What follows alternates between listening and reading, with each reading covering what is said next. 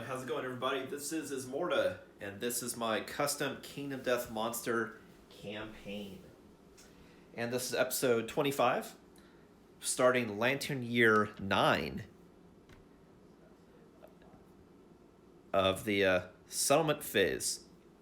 I do apologize for the last stream. I didn't realize that the very top of the board here wasn't captured by the camera. So even though you saw the antelope, when I had a character over here, you didn't see it, but you heard what the action I was doing. So I do apologize for that. I'll make sure going forward that the camera isn't centered here, but here. That way, just in case we migrate to this side of the board, you can see. Most of the time the battles are here, and that's why I centered it here. That way you can see the battle closer and the cards, but you know, I need to make sure I adjust accordingly. So it will improve for next stream. The next showdown that I show. Alright, so this is the settlement phase. And so for this stream, you're going to be seeing what happens when survivors return. The settlement events, I don't believe there are any milestone events that are scheduled anyway, but it looks like there will be a Nemesis Encounter, which will replace the hunt and the showdown. It's basically like a boss encounter showdown.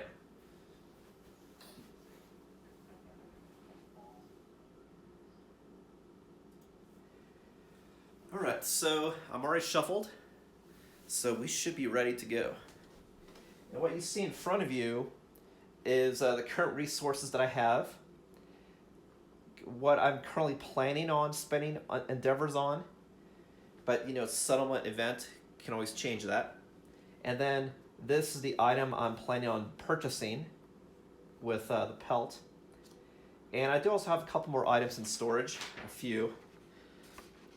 Over here, I have fresh acanthus, nightmare tick, 8 pelt, and a broken lantern, as well as these are resources I just obtained. Cool, and these are all the current locations that I own and my current principles and innovations. And again, this is my innovation deck, and these are the extra innovation cards. As I add new innovations to my repertoire, sometimes they have consequences, which then I add more possibilities to innovate to the deck. Cool. All right, so let's get started.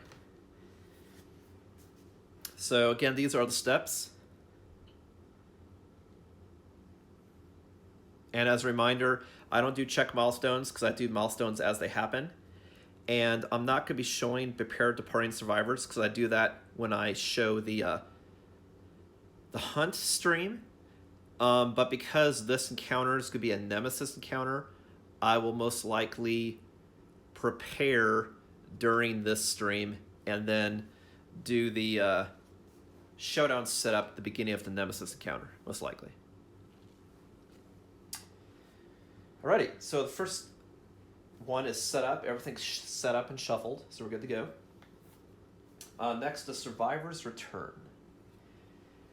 So when they return, I heal any damage and remove any temporary tokens. So I've removed already all the +1 strength. There were no bleed tokens. Now I just got to repair damage. Resetting the armor and removing any damage to the hitboxes. So I believe the only person that got hit, we'll double check that, was Adam.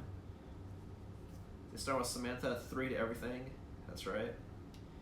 Emily has 3, 3, 3, 2, 3, 2, 2. That's right. Eve has 2 to everything. That's correct. And the only damage it doesn't reset is Insanity. Insanity is fixed, whatever it last is. It's just if you had any brain damage, you would erase it. But your Insanity is kind of like your armor, and that doesn't reset.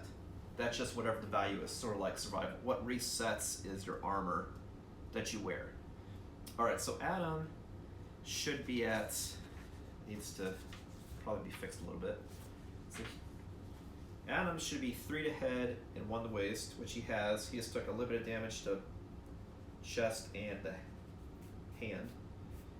Hand really represents your upper limbs, and feet represent your lower limbs. So it could be your knee, your leg, your foot, and this could be your hand, your arm, or even your shoulder.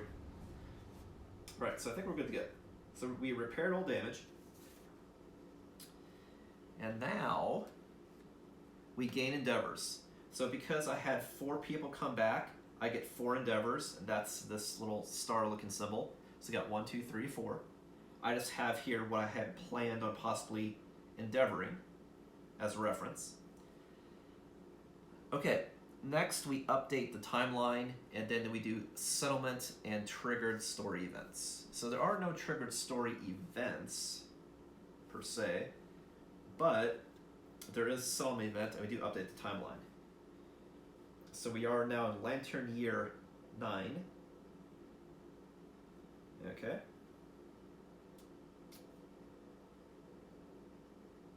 And now we do the settlement event.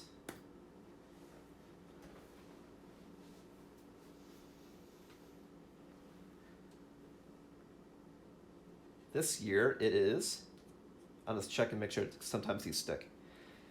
We got Weird Dream. So as always in these, there's story stuff at the top, and then you roll a dice and determine what happens next.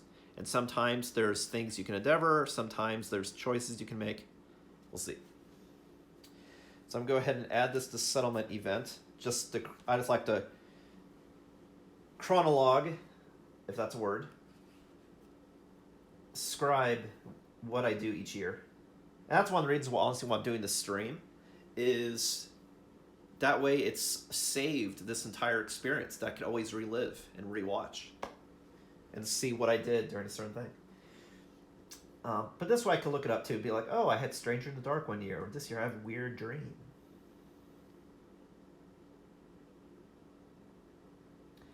And it's kind of fitting to have a weird dream because previously, Eve had a dream. It became a savior, so it's sort of like, it's a thing that's happening to our civilization now. Okay, so let's see what it's all about.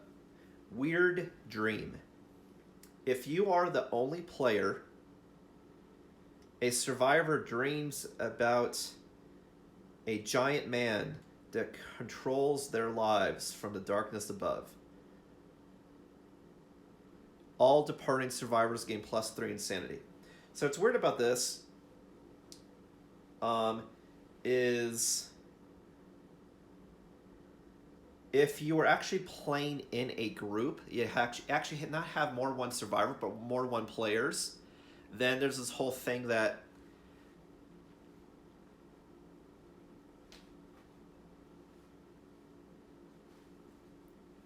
that one of the players tells a story, and then you vote whether the story was told well, and then weird stuff happens. So I won't go into that and spoil it because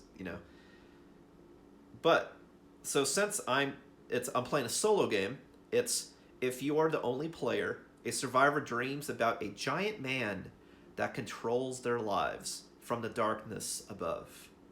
All departing survivors gain +3 insanity.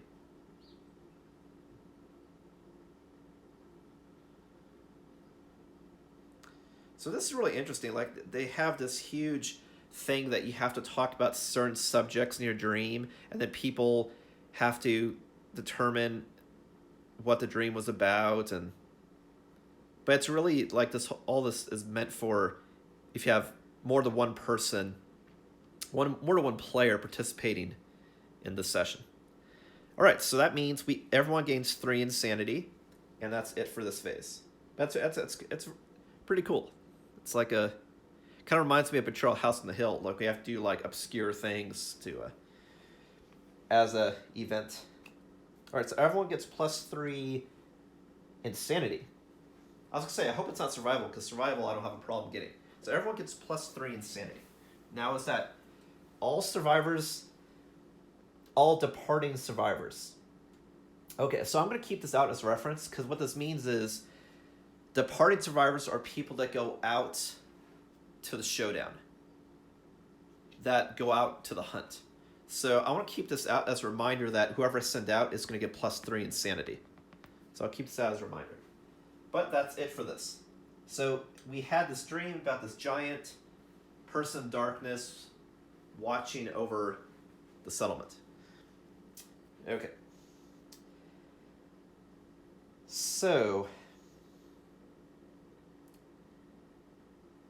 Next is update death count, but I update death count as I go.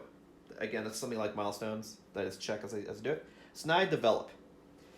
So one thing to take into consideration is I know that this is going to be a Nemesis Encounter, meaning there's going to be no hunt. So I want to prepare for this fight.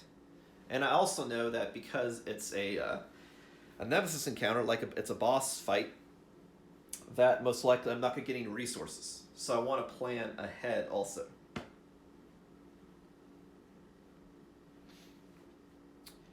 Meaning, can I finagle my resources away so that I can innovate next year as well, even though I won't get additional resources?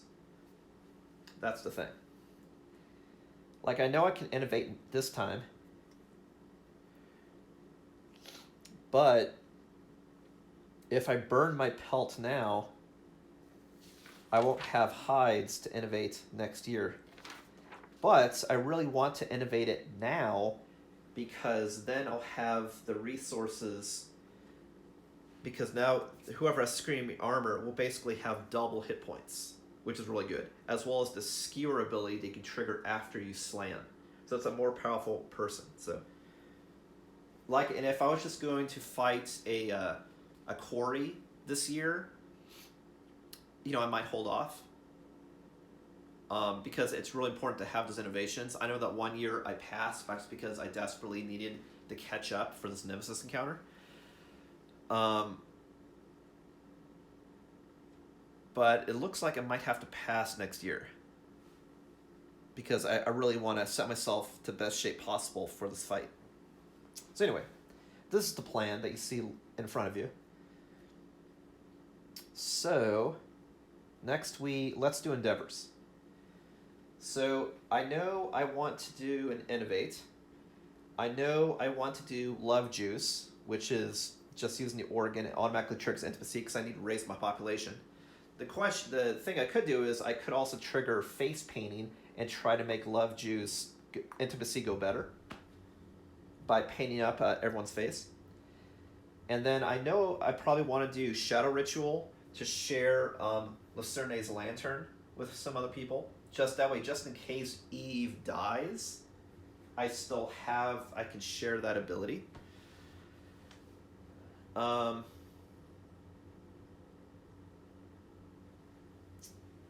as far as story-wise, I don't know if I should let myself do that also. Like, I know I said I for Shadow Ritual, I can share a weapon specialization or a fighting art, with the spirit there being you share what you learn with a society. But sometimes when you get experience, it's something innate that you can't share. And the fact that this was a special dream, maybe that's something I cannot share. Whereas the whole thing with the Red Fist, to me that's more of a ritual, and that's why I'm sharing it, because it's something that can be learned, that everyone experienced. So you know what? I'm not going to do that, actually. I won't do that. I won't do Shadow Ritual for that. Now, I could still do a Shadow Ritual and share, like, Dodge 2 or something to make sure someone survives. So I might still do a Shadow Ritual. I just won't do Lucerne's Lantern to share. And then I have one left. So the one left, I was thinking about to use it as recovery, that I could either do it on bloodletting to try to cure something, or I could do another augury to try to attempt intimacy. What's the third thing I could do? Or I could also do the other face painting and try to give people more insanity. Possibly. But I think everyone's got lines, you know, because it's also protection. So it's an idea. In any case, the other options do last. I'll do the sure things first in case stuff goes bad. That way I have endeavors to recover, is the idea. Okay, so let's do more of the story stuff first. Let's go ahead and innovate. So to innovate, you have to spend one endeavor and one of each type of resource. So I have one organ, one bone, one hide, and we're going to innovate. So I'll spend those. So now what I do is I draw 2 cards from the deck that's special to my settlement, and then I choose one. And then depending on which one I choose, that could add more cards to the deck, which is a good thing. It's more things I could possibly learn. Okay, so the 2 we have to choose from is Symposium and Pictograph. Now, Pictograph we saw, I believe, the last time we innovated, the fact that it gives you an option to run away. So that's good if you're in a really bad situation so that you don't lose people, for sure. But it doesn't add any value to your civilization. It's just like it's a way to get out of a bad situation. So I'm leaning towards not doing that, only because maybe that's something that's very beneficial later when you have high-powered stuff that you can't afford to lose. But I don't think it's the best value. But the other thing to take into consideration is this will also add pictograph consequences to the deck. And maybe those consequence innovations have more value. It's like you learn how to do a pictograph, but then you probably learn other drawing stuff as a result of that. Also a possibility. Now, Symposium, though, I think this is better for scaling, because not only does it give me another survival limit point, so everyone can be at 6, so I have more survivability, especially going to a Nemesis encounter, but also, whenever a survivor innovates, draw an additional 2 innovation cards to choose from. So this allows me to mill through the deck to get the most important innovations first. So because of that, I think this is better, because then I can use this going forward to always get the most optimum things to innovate at that time. So like this is probably good later on to save some super value, but the fact this allows me to get certain innovations easier and raise my survival limit, I think this is the way to go. So I'm going to go with Symposium. Because like I said, and what you've seen during the showdowns, I have good DPS. I even increased my DPS and ways to do damage. But now I need to worry about, especially if I want to do level 2s or more powerful Nemesis encounters, like the one we're about to fight. I need to have survivability. So it's so I need to control and negate stuff that the monster or the boss does. That's why I have the ability to daze, remove moods, easier to hit, manipulate their AI deck or their damage deck,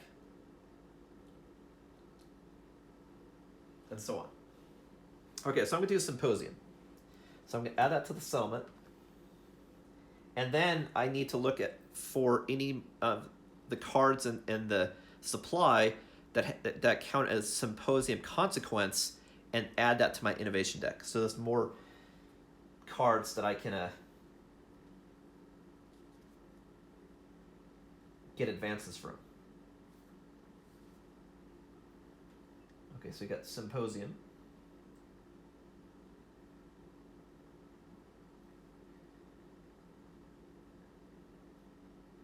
Which is +1 survival limit.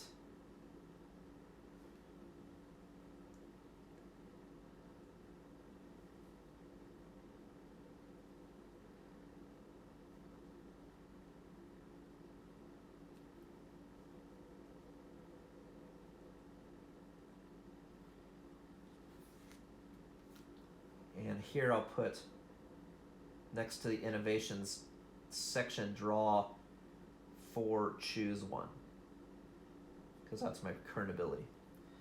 Okay, and now since the survival limit is +1, I'm going to erase the 5 for settlement to put a 6, which is awesome.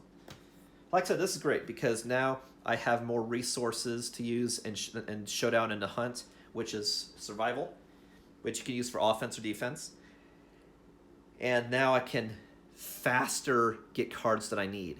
Because, you could innovate every year, but if you're not getting the cards you need, that could hurt, especially now that we're getting later on. And there's going to be some years that I can't innovate. So that's great. All right, so I updated the sheet. Pictograph goes back to the deck. I learned Symposium. Now I need to look for everything that says Symposium consequence. So I'm looking for that right quick. And how am I looking for that?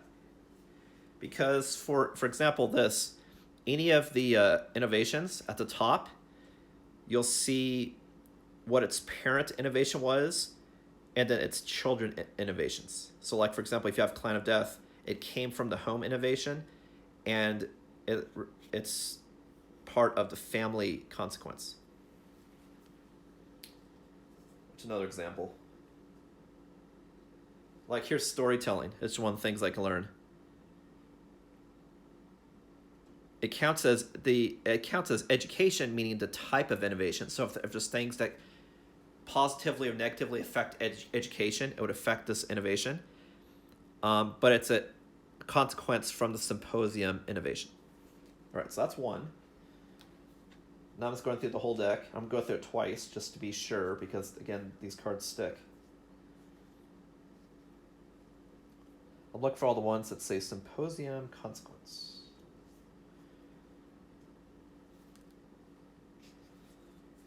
I believe there's only two, but I'll look one more time.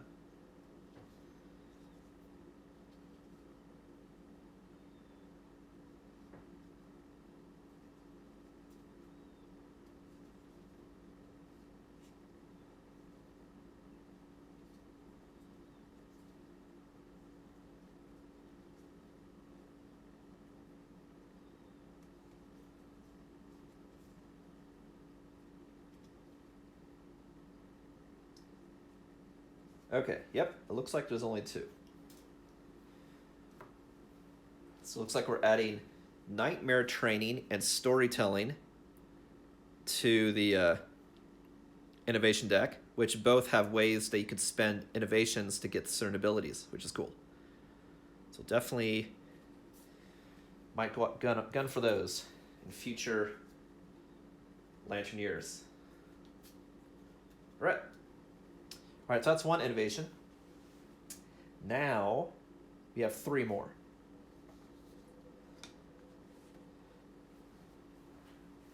All right. I'm just checking the other people to see if there's anyone else that had to skip the next hunt that I had marked. Yeah, so Valerie can now go on the next hunt, even though she probably won't. And Volva. They got that because they both did shadow rituals, which is part of the consequences that I had added. Okay, so next thing I'm going to do is Love Juice. The question, though, is do I want to try to do Augury twice and Love Juice once to potentially do Intimacy 3 times? Or do I want to do Face Painting to add 1 to the value and then do Love Juice? Because if I do Face Painting, if I do the Founder's Eye, if you just roll 4 or better, you can add +1 to the rolls on the Intimacy Story event. Like, I can already roll twice and choose 1, but it gives me a higher chance.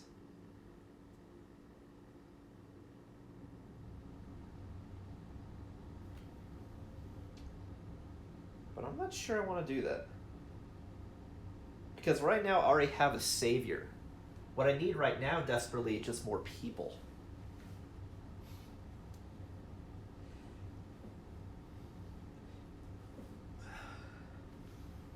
So I think this time I'll go quantity over quality.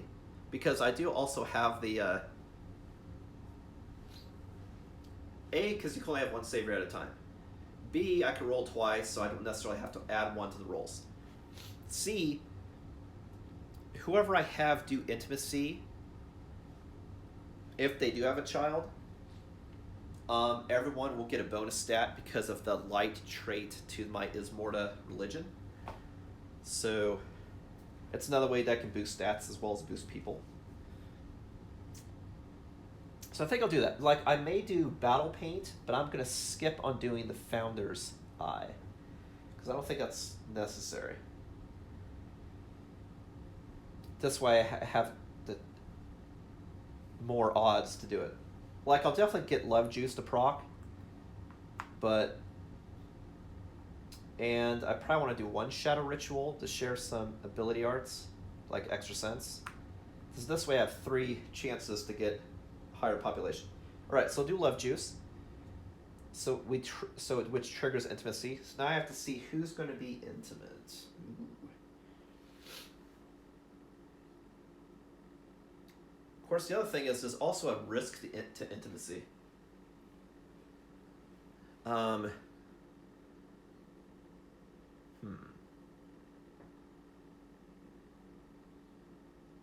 Well, so what stat am I getting? So everyone, when they go out, are going to get more survival, and I'll get more insanity. And everyone already has a decent amount of sanity. So I don't think I need stats. So I don't need to do Battle Paint. I think I will do Founder's Eye. I'll do Founder's Eye, and then Love Juice, and then Augury twice. That's what I'll do.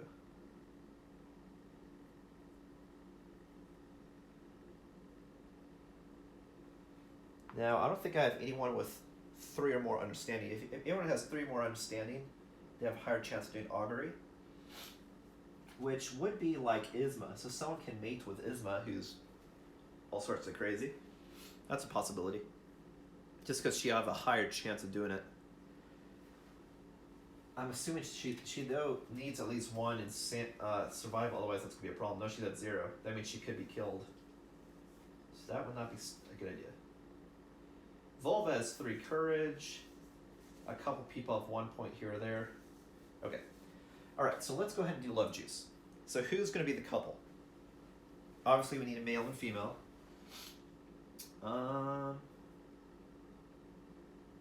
Let's do...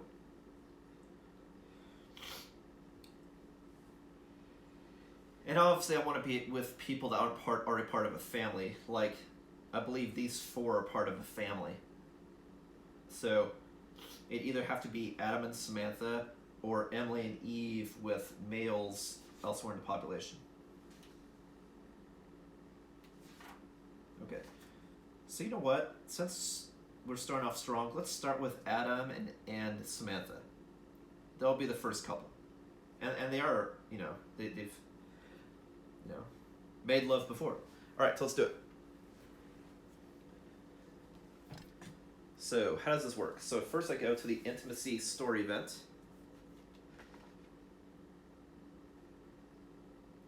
Which is 133.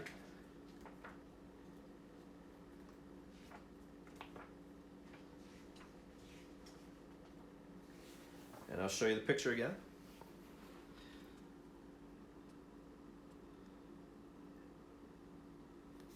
And then, depending on what I roll, different things happen. And I do have a hovel, and I do have a bed. So whatever those bonuses are, I will get those.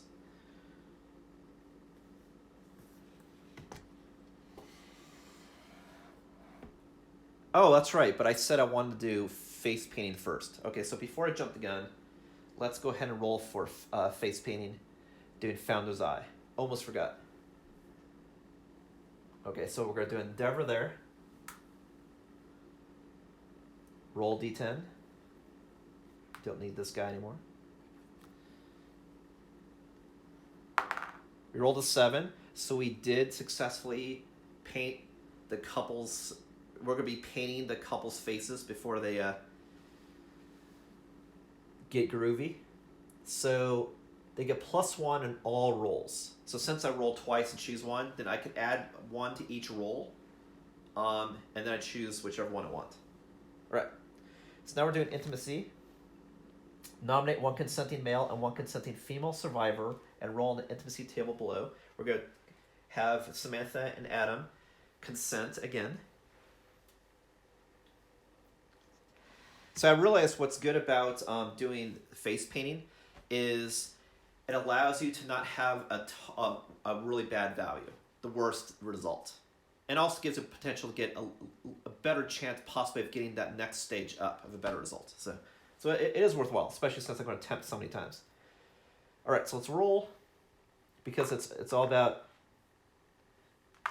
doing the light. We'll do the white one. Oh, actually, we roll twice. So let's do these 2.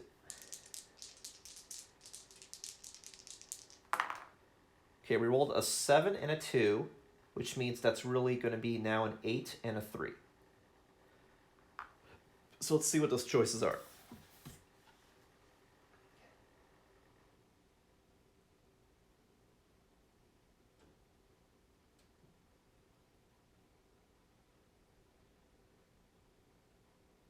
So 3 is definitely bad. So we don't want to do the 3. Saying that the mother dies in childbirth. That's not good. So we don't want to do the 3. So we're going to do the 8. The 8, and then if the settlement innovated bed, which I have, the new survivor also gets +1 permanent strength. All right, so we successfully have a child. The settlement gains +1 population, and the male and female survivors share a deep bond and gain +10 survival each. Which basically this means that the survival is maxed. Because my max right now is 6. Okay, so first of all, we gain 1 population. So I go from 9 to 10. Okay. And then we'll go ahead and create another name. We'll call this, it'll be a male.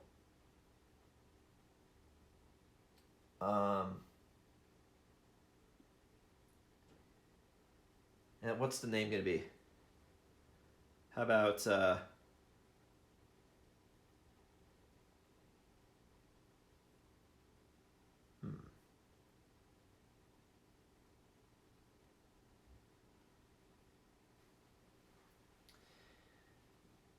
let's name him Dream.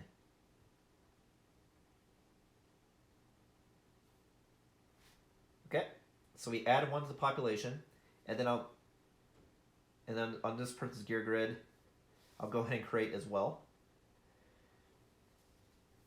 Oh, maybe I'll just make a note.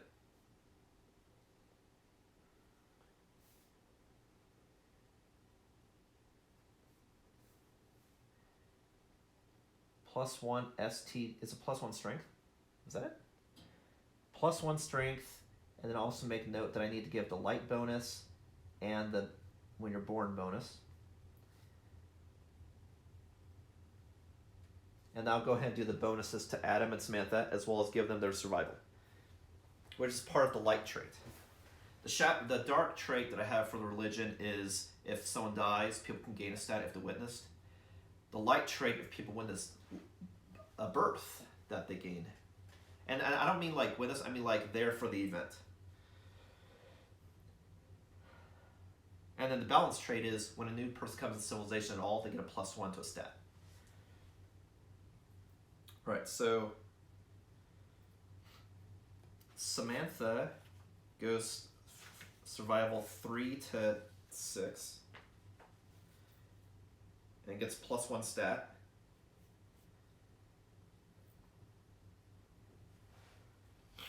Because she already has +3 accuracy naturally, I'll put stat somewhere else.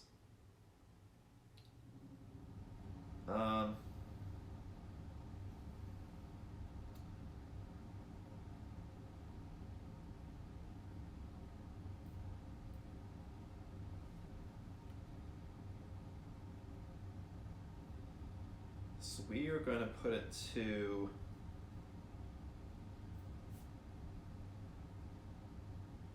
something that would go with her profile. 1 to evasion.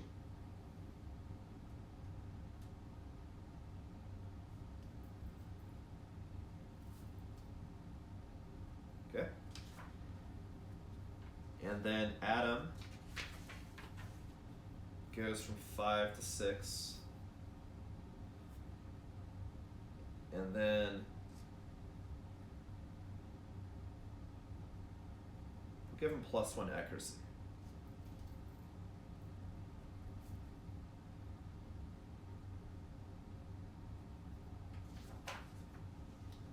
Okay, so they got their bonus from the light and survival bonus.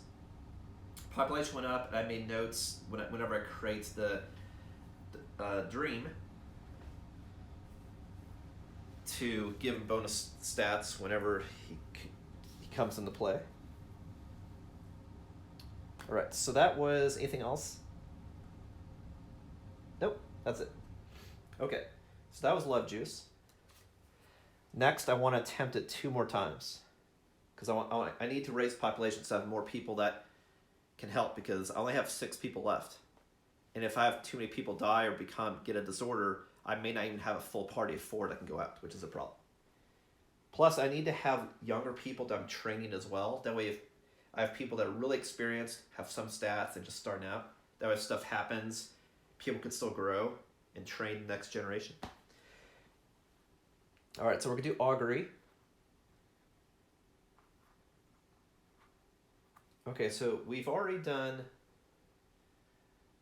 innovate. I could have said it was Isma. I can't have Adam and Samantha do it again, same lantern year, do it again. So I'm thinking about, I could have it be like Emily and one of the males that were sitting out. So I'll have Emily innovate and do augury. So I roll a d10, see what happens. I need an 8+ for intimacy. Otherwise, yeah, I'll lose a resource, potentially, if I roll bad. Yeah, I can lose a Nightmare Technicanthus, so I do have disposables. Okay, so we'll definitely attempt once. Oh, we rolled an 8! Great. Let's see if, I don't know if you guys can see it. Got an 8. All right, which is exactly what I needed to trigger intimacy. All right. So now we're going to trigger intimacy again, and we will do it with Emily and somebody here.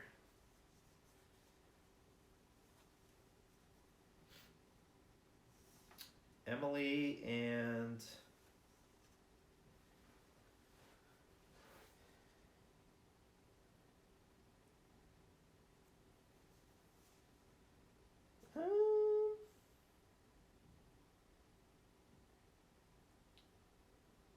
you know what? Let's have Timothy get some action.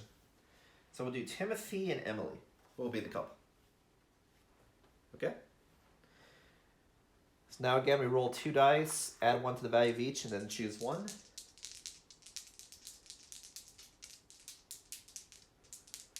All right, so we got a 5 and a 6, which is then transformed to a 7 and a 6. So let's see what those options are.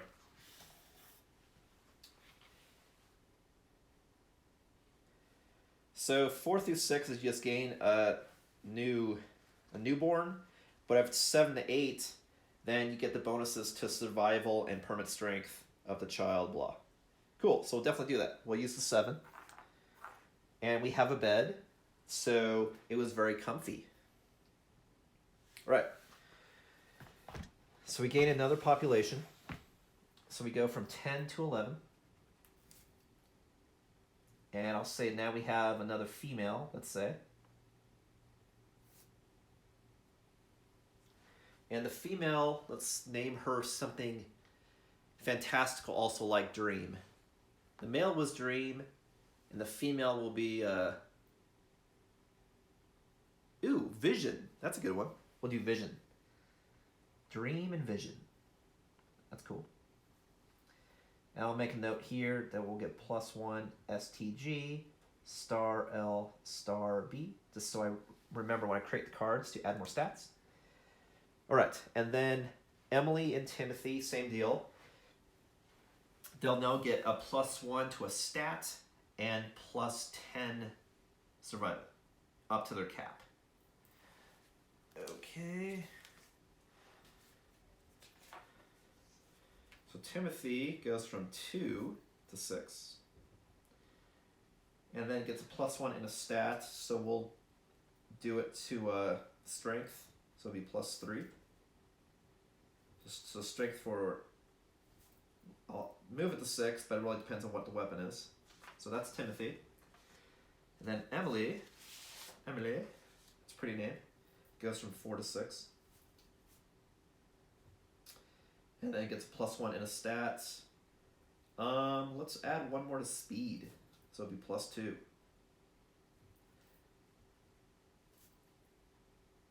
Okay. So I'm sort of sprinkling out stats everywhere, but I can also do where it makes sense. And if anyone has already 3 to a bonus to a stat, I tend to then put it somewhere else. Cool. All right, so intimacy number 2 was a success. Great.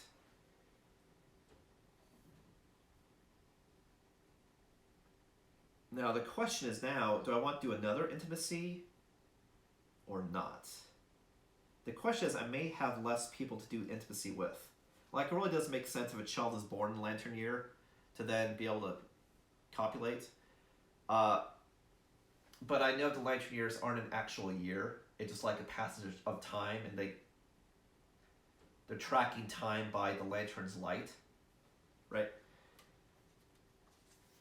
So maybe RP-wise, that's all we'll do. So we gained a population of 2. Now we have 1 endeavor left. Is there something of substance we can do? Well, yes, actually. I could do the shadow ritual. Is what I could do.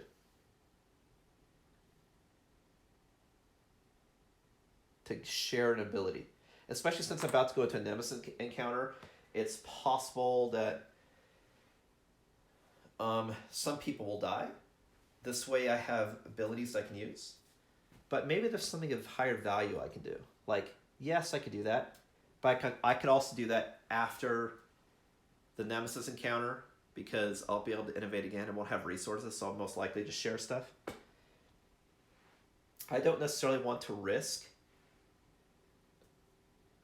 doing a shadow ritual involving one of these 4 right now, because or really any of these people right now, because I don't want to accidentally destroy somebody when they're supposed to be help me during the fight. So,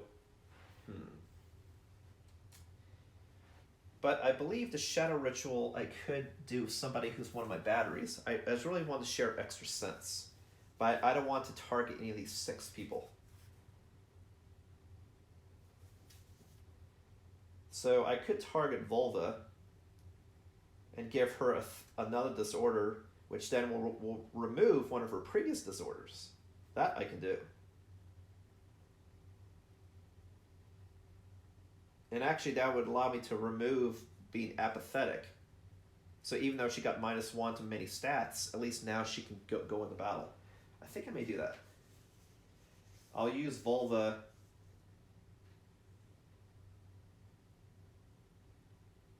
and she'll do a shadow ritual. I think that's what I'm going to do.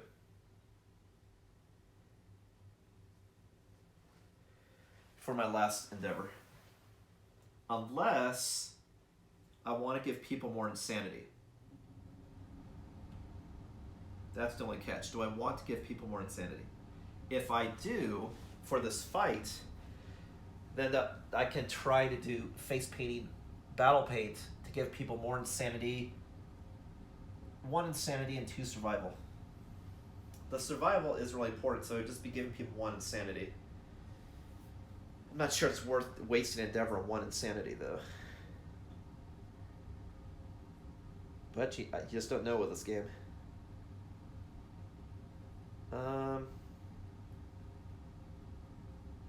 I mean,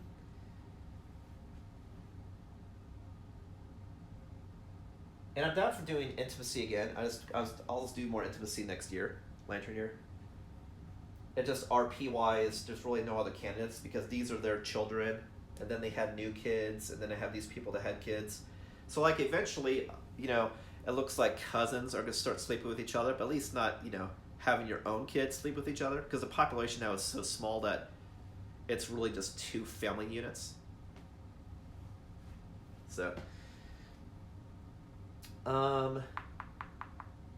I could also share experience, but there's not really a benefit of doing that right now. Well, unless someone can get to age 1 and get another stat, which I could do. Samantha and Adam could have experience shared, But they were also involved in intimacy, so I would argue that they're not a valid target. Unless Oko is short. Yeah. Well, Timothy. Well, but Timothy was involved in intimacy. What about Oko? Oko is pretty high up. Okay, so that's not a good one.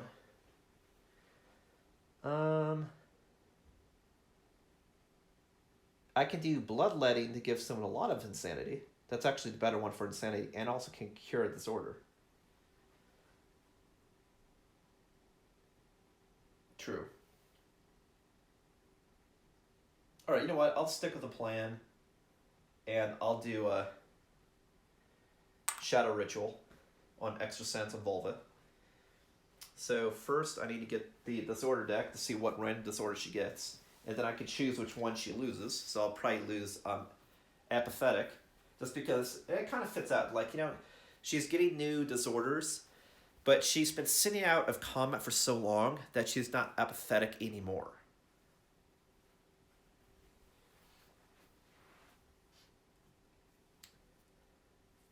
That would sort of fit RP-wise. So we will do that.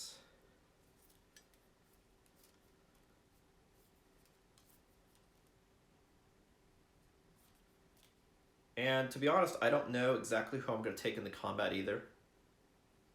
So it's possible that I may have Departing Survivors and Set Showdown be all part of the Nemesis Encounter, just because I don't know, and I don't want to necessarily take up the stream just trying to fundamentally figure out the strategy that I want to do.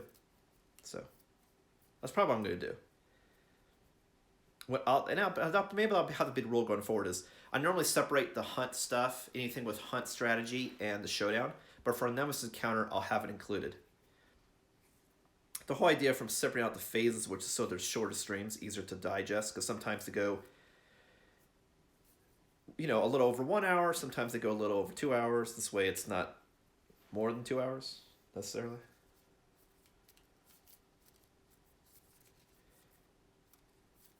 Okay, so this order that Volva gets is Immortal. Wow, that's actually a good one. You are immortal. Well, kind of. You will live forever and cannot be killed. While you are insane, convert all damage dealt to your hit locations to brain damage. You are so busy reveling in your own glory that you cannot spend survival while insane. So what's bad about Immortal is you can't spend survival. What's good is that means if you take damage anywhere, it'll never be to your body. It'll always be to your brain. Therefore, if you have mechanisms to just keep dumping super amounts of insanity on somebody, they'll actually never die. So if you keep adding to someone's insanity, it's sort of like a magic shield in playing like a fantasy video game. Or a mana shield, I believe is what it's called. As long as you have mana, it protects you from all damage. That's sort of what this is. So that's very interesting. Very interesting.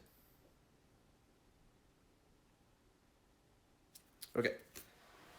So interesting actually is that kind of makes Volva, even though she has weaker stats, an interesting choice to take out, because if I have a way to keep feeding to her insanity, she can be a battery. Well, what I mean by battery, I mean like a tank. Can absorb a lot of hits. Okay, so Volva gets Immortal, and she's going to lose being apathetic, meaning can't spend survival. And actually, you know what this fits? Because Immortal, you can't spend survival, and she still can't. But now she just like, she's beginning so many mental disorders that now she thinks she's just like a god. And it's just, you know, going insane, what can I say? But it fits. You can't spend survival, and with Immortal, you still can't spend survival. So it's more like a amplified version of the disorder. Yeah, it's like, yeah, I don't spend survival because I don't know what to do, but also, well, now I don't care. I think I'm invincible.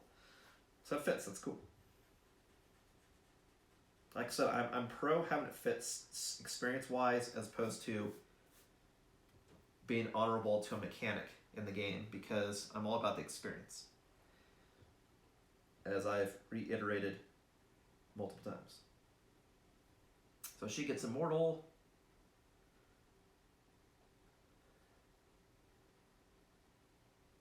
Convert damage to brain.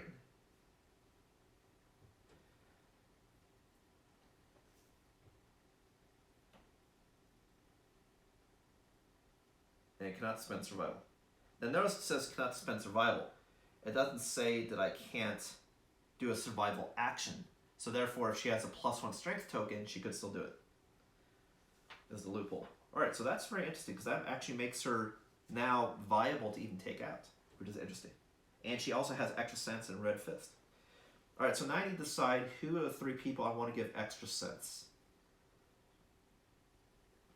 Alright.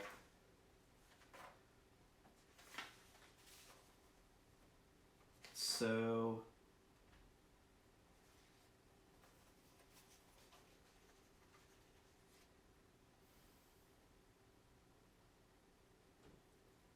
I think I want to have this entire dream team go out because I really want to survive this encounter. So I want to give to all these people if possible. So I give the 3. So I'll give 1 to Adam because he has nothing. I'll give 1 to Eve because she's very important. And then I'll give it to Samantha because she only has 1 fighting art. So I'll give it to Samantha, Adam, and Eve. Okay. And extra sense, what that does is allows you to do the dodge action twice in a round. So if you have enough survival, you can dodge 2 attacks as opposed to just 1. Because you can spend any amount of survival in a round, but you can only do a survival action of each type once per round. This is the catch.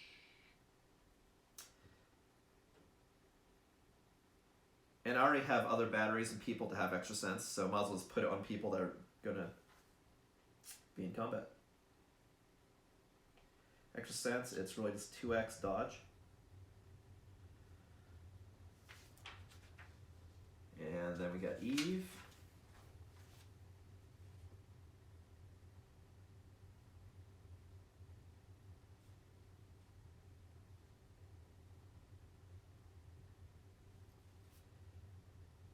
Well, I should say per round.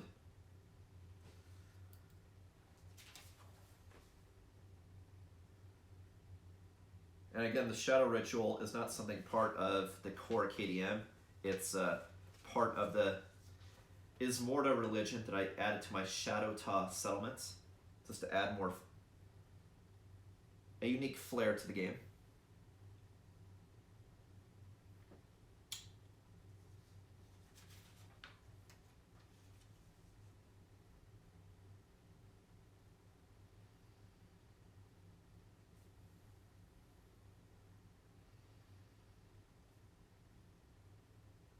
One, because I thought it'd be cool.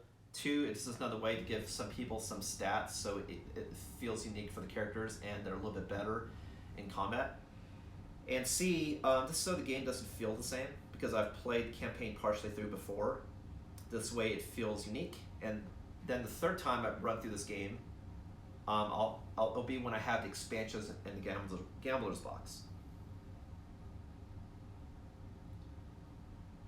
Cool, so 3 people now have extra sense who didn't have it, and Volva needs to skip the next hunt, as well as is, now instead of being apathetic, is immortal. Alright. Cool, so that's all of our endeavors. So we did a Shadow Ritual, we did an Innovation, and got Symposium, and we bared 2 kids. Alrighty.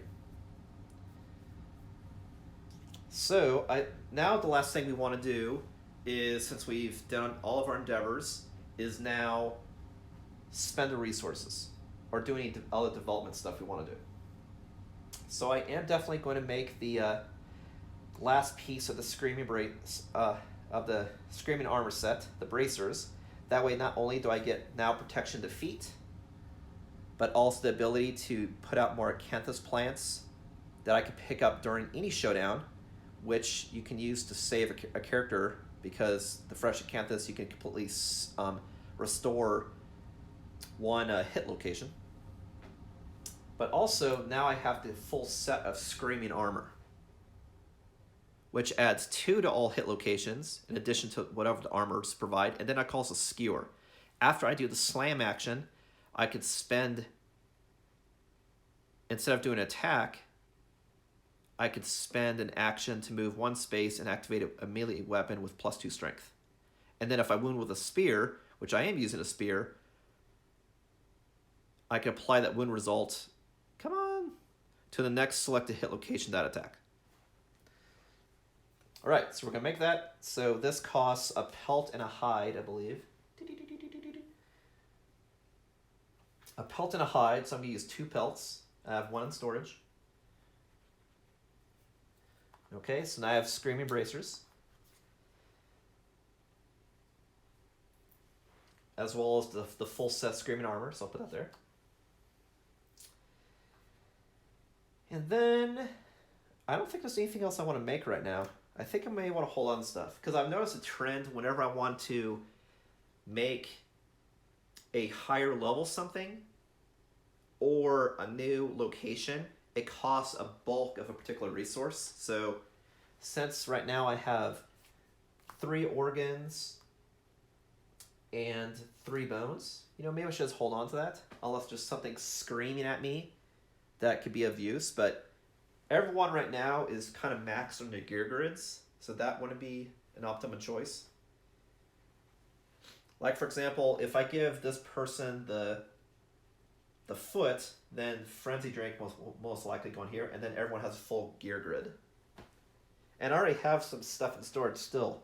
I have Stone Noses, a Bone Blade, a Dried Acanthus, a Lucky Charm, Founding Stone, Cloth, and a Skull Helm. So I got some extra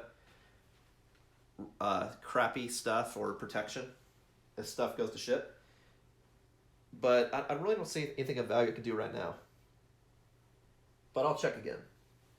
What stuff that I can make with just bone or organs? I could make a Whistling Mace. That is an option. That takes 2 bones, 1 organ. I could make a Scrap Sword. That takes 2 bones and a scrap, which I have both.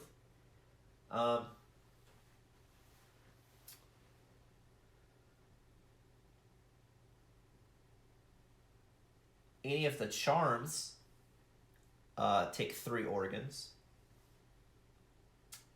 But those are really only of value if they either trigger something that you didn't normally have the ability to do, or if you had, or if in total you had 5 of that same affinity. And just no space in people's gear grids to support that right now. I would rather have the ability to do CC and support abilities right now. I just don't have the correct affinity box puzzle piece combinations to really support doing that. These take hides, that's a no. I already have a Monster Grease, a Monster Tooth necklace. I mean, that's good because you can add +2 to strength, especially if you can make the connection. So, I could make another Monster Tooth, and I could even take off Lucky Charm and instead put on something that could add more to strength. That way it's even easier to hit. Because it does suck when I actually am able to pull off a hit, but then I can't wound. So that's an interesting option. I could make another Monster Tooth necklace. That would be an interesting choice. It's only 1 scrap, 1 bone. That would be interesting.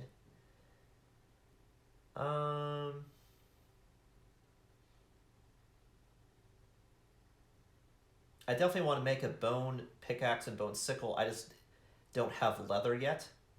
I have the bones, I have ammonia, but I haven't made a leather worker so that I can make leather. Over here, these are all really specific stuff, so that's a no. So it's really the only thing of potential value that I can make is I could make another fecal salve to have people that can drop aggro, but really the only person I want to drop aggro is the person without armor. Other people can take the hits, especially since they have armor and now 6 survival. So I don't think I'm going to do that. But the Monster Tooth Necklace is very interesting. Like, I already have 2 Lucky Charms. So when people have spots and what makes sense, I give them bonus to luck. But the Monster Tooth Necklace by default gives you 1 more to strength. And if you can do that connect, and if you have, 2 red affinities, then you'll actually have an additional bonus strength. So that's good, just because what I've noticed when we did Nemesis, like the last Nemesis Encounter, is you only get the benefit of having luck is if it's a place where you can actually crit. If you're hitting something that doesn't have a critical effect, then you actually luck doesn't mean shit. Then it's just overcoming the toughness. So what I mean by that is the better stat overall is strength, because you're allowing yourself to do a wound. But what's good about luck is if someone happens to have a critical place to hit, you can have something special happen as a result. So it may be good to have that flexibility. The fact that I can say, oh, do I want to do Lucky Charms, or do I want to rock Monster Tooth Necklaces, depending on what you fight? That may be an interesting thing to do. Yeah, I'm really thinking about Monster Tooth Necklace. Only because, especially with the Screaming Bracer, it's the right connection for the Monster Tooth Necklace. So if I already at least have 1 connection, that'd be 1 right there. But I need 2 is the problem. So I want to think about first who can benefit from having 2 connected. If I can't do that, that's not worth it. I mean, I don't know. Like, you'd still add 1 strength. It's just, it'd be really great if you add 2 to strength, right? But that's what I'm thinking about now. So which means I'd spend a scrap and a bone to do that. Now, the other thing of interest I could do is, since I have a spiral horn, I could actually make another Screaming Horns.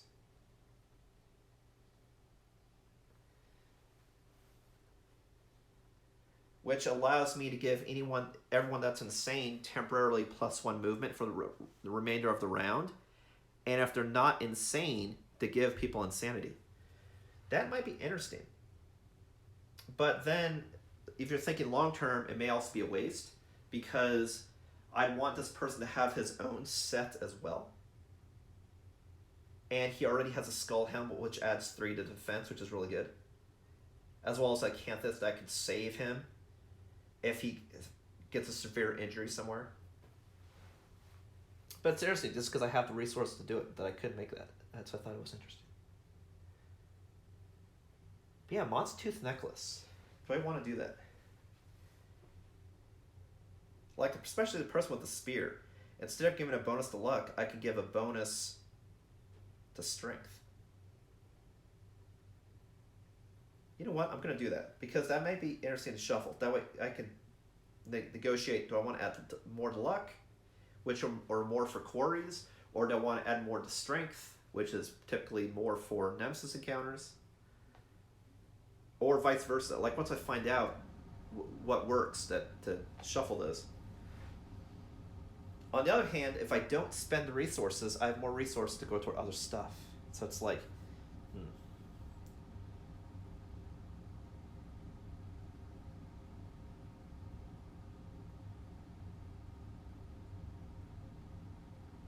Again, by default with Monster Tooth Necklace, you get 1 strength. But if you could have 2 affinity squares in your grid, but I don't think I have enough. Unless I can add something to add to the other affinity, which actually I think I do. I have the Scrap Sword, which I believe adds a red to the left-hand side. If so, what I'm thinking I can do is, of course, I have to get rid of one of these things. Let me take a look at what the stats are for that club.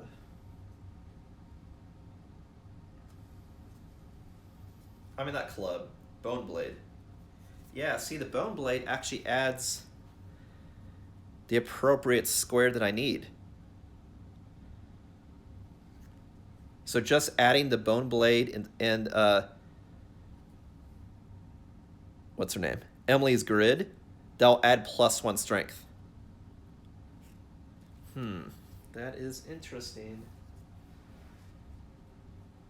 That way, going into battle, bonus strength, and then if I wound, it could be it'll be multiple wounds with skewer. That's actually really good. That's really good. All right, let me see how that would work. So if I take off Lucky Charm, and then I add, I know she's gonna have Screaming Armor the whole set. Sure, we know that. I need both of these to connect.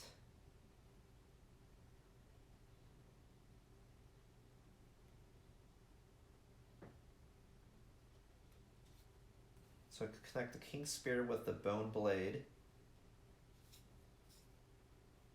And then we'll connect Screaming Bracer with the Monster Tooth necklace I'm going to buy. Then she'll have 2 red affinities. So then she'll have the bonus.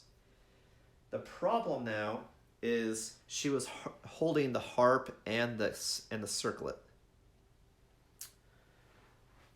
So she can only keep 1. She'd have to give the other one to somebody else.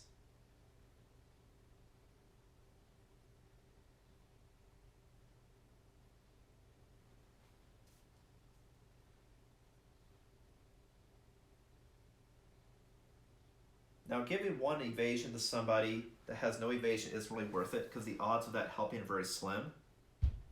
But maybe I can move some other stuff around. Like maybe I could take off Monster Grease and take off Bandages. Give Samantha Monster Grease, that way she has 2 evasion instead of 1.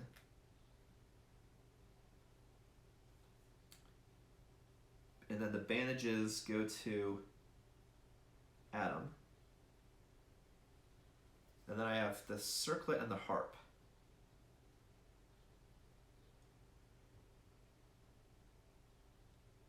I mean, as long as I have his positioning correct, I may not even need Fecal Salve. I could remove Fecal Salve. That way he can hold the harp or the circlet. Maybe I'll do harp, that way he has a ranged weapon. And then Emily will have the circlet, and then I'll make a Monster Tooth. I'll try that. I hope it doesn't bite me later, remove the Fecal Salve, but I just feel like I could always position in a way so that this person doesn't have aggro.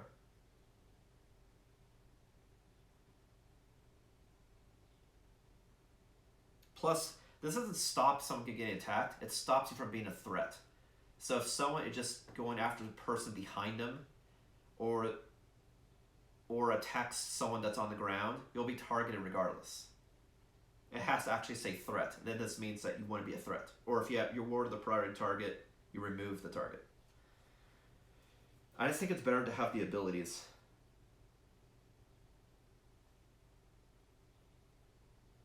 Because I can always solve the aggro with positioning, possibly.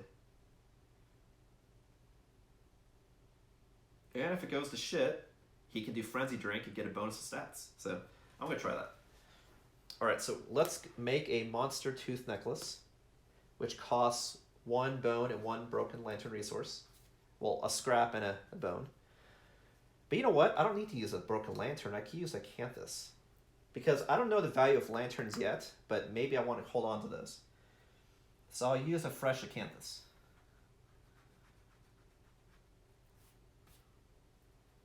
I use a fresh acanthus and a bone.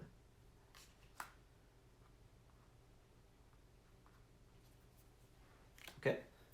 And then I have these remaining resources, which I'll hold on to for the time being, because, like I said, if I do a certain settlement upgrade or a more advanced item later on, or even an innovation, at least I'll have the resources to do it. Because now if I just get hides, I'll have here like 2 or 3 innovations ready to go. Cool. All right, so we'll do that. And then that will be, we're close to the end of the stream, because then I'm just going to record what we've done. All right, so make another Monster Tooth necklace. And then I'll put that on her gear grid. and updating stats and all that crap. I'll update stats in between streams. Like I said, beginning of next stream, I will show you who's departing and set up the showdown as well as do the Nemesis Encounter. Alright, so now I just need to archive this stuff, and then that'll be the end of this stream. So this, I'll say event-wise, it was kind of not very eventful story-wise, but we did have some good intimacy going on with multiple couples, and you know, we had a weird dream, and what inspired having that weird dream, from that, we named our kids Dream and Vision, which I thought was cool. All right. So, okay, so I'm just going to archive this stuff. So, now we have 2 Lucky Charms in storage. We have Fecal Salve. I mean, Fecal Salve is good. I'm just really worried with this Nemesis Encounter that I want to be able to control abilities if possible, because there's other ways I'm guessing I can control who gets targeted. Plus, worst case scenario, if this person dies, it's not terrible because everyone will immediately get bonus stats, as well as I'll get another resource. The problem is you just don't want to wipe. You don't want 2 or more people to die is the problem. Okay, so we archived this, we archived that. Then we have 2 broken lanterns. And we have a spiral horn. And we have a shank bone. Give me that shank. Shawshank. Muscly gums, as in has muscle.